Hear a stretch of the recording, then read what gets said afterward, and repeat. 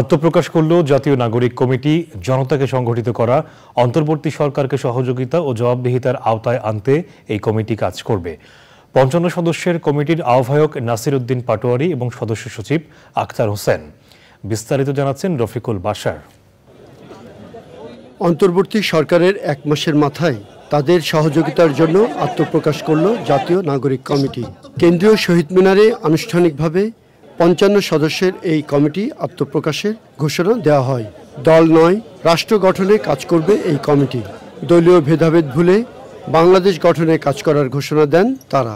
ছাত্র জনতার অভ্যুত্থানের মধ্য দিয়ে প্রতিফলিত হওয়া সামষ্টিক অভিপ্রায় ও গণতান্ত্রিক আকাঙ্ক্ষাকে সমুন্নত রাখা, ছাত্র জনতার উপর সংঘটিত নির্মম হত্যাযজ্ঞে জড়িতদের বিচারের আওতায় এনে শাস্তি নিশ্চিত করার লক্ষ্যে প্রয়োজনীয় কর্মসূচি গ্রহণ করা,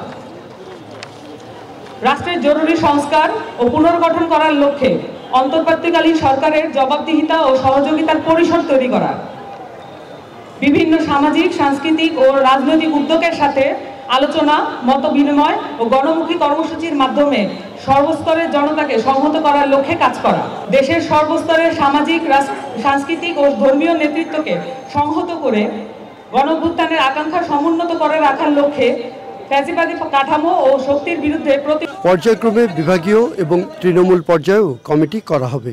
গণঅভ্যুত্থানের স্পিরিটকে ধারণ করে নতুনভাবে বাংলাদেশটা গঠন করবে এবং সেই সকল তরুণদেরকে সামনে রেখে আপনারা যারা সমাজের অভিজ্ঞজন রয়েছেন তাদেরকে বুদ্ধি পরামর্শ দিয়ে সহযোগিতার মধ্যে, আর তরুণরা তাদের বুদ্ধি পরামর্শ এবং তেজদীপ্ত তাদের কর্মস্পৃহা দিয়ে ছাত্রদের সাথে কাঁধে কাঁধ মিলে আগামীর বাংলাদেশটা তারাই গঠন করবে। সেই প্রতিশ্রুতিবদ্ধ থেকে আমরা তরুণ সমাজের কাছে আহ্বান জানাচ্ছি যে আপনারা সবাই গ্রাম, পাড়ায়, মহল্লায়, বিভিন্ন বিভাগ, সিটি কর্পোরেশন যেখানে আছেন সবাই নিজেদের জায়গায় ঐক্যবদ্ধ হন। অনুষ্ঠানের শুরুতে বৈষম্য বিরোধী ছাত্র আন্দোলনে শহীদদের স্মরণে ১ মিনিট নীরবতা পালন করা হয়। Rafiqul Bashar, channel I, Dhaka.